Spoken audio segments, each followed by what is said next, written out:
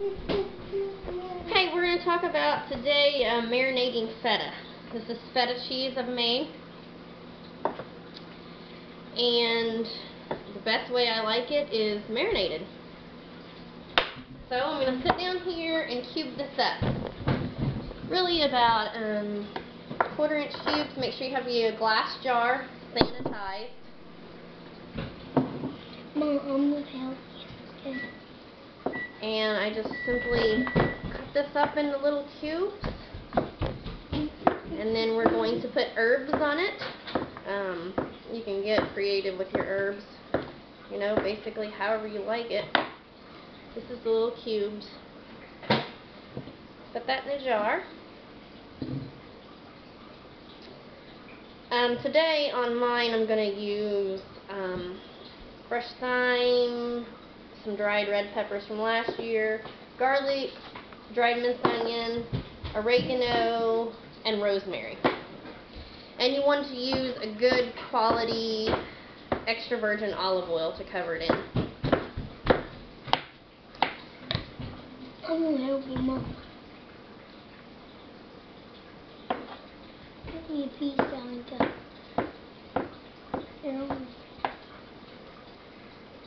Like I say, I do these about 1/4 of an inch, you know, maybe a little bigger. And this is great on your salads. And the good thing about this is after you get this all covered in your olive oil, this is, you don't have to refrigerate it. You can put it in a dark place. Now, you don't want light to get it. So put it inside a cabinet, or if you have a, you know, dark basement or something like that.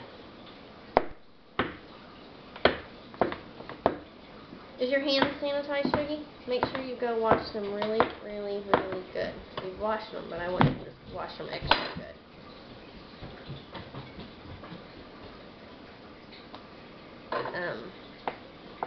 This stuff, if you've ever checked it out at the store, it is really expensive. So, I mean, soap. Good soap and water. Okay. Talking about the sanitized jar. He's like, oh, sanitized. After I told him to sanitize his hands. And that's the important part when you're making cheese or anything like that, to be sure everything is super, super clean. You know, if there's any bad germs, it's going to make your cheese and everything go rancid. So.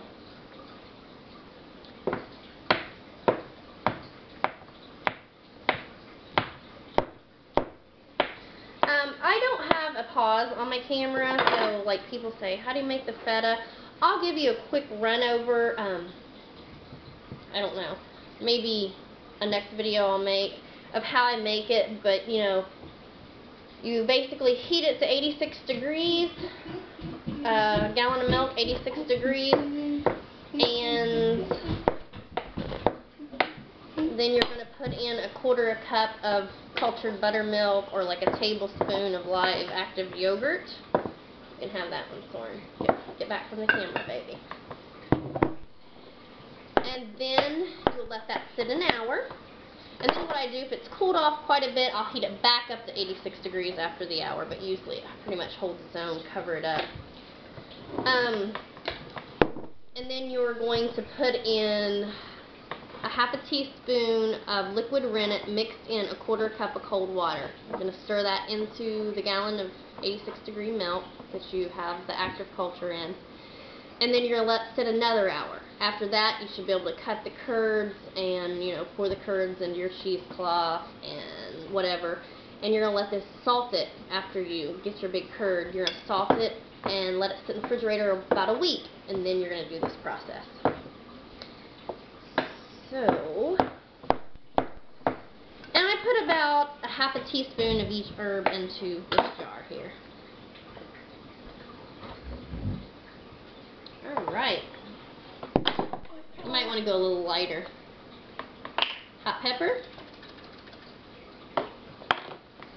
Some of that. Rosemary. Then some of that. Oregano.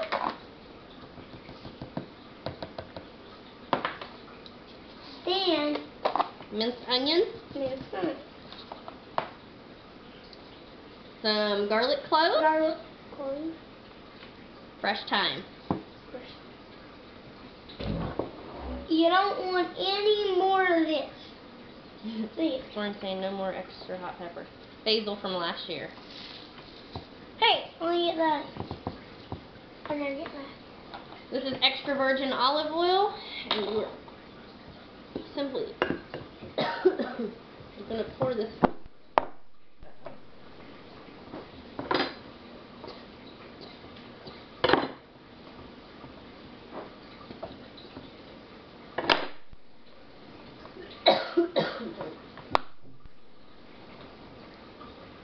Of course, my olive oil is not wanting to open. Just going to cut it off. There we go. And just totally make sure that all the cheese and all the herbs are submerged in the olive oil. You don't want air getting to the cheese or herbs or anything. Make sure it's totally submerged by olive oil. And what you'll do after this, I'll take a knife and actually run around down all over this jar to make sure that everything is totally covered and there's no air space down in there for bacteria or anything to get to. And you'll probably want to let this sit about 2 weeks before you start to eat it. You can use savory, marjoram. Don't do that, Soren. You don't want to chunk up the cubes. They're already chunked up. That's how it looks. I'm going to give you a close-up. And like I say, it need not be refrigerated. So that's your marinated feta. Hope you try some. It's really delicious on your salads. Have a good day. Thanks for watching.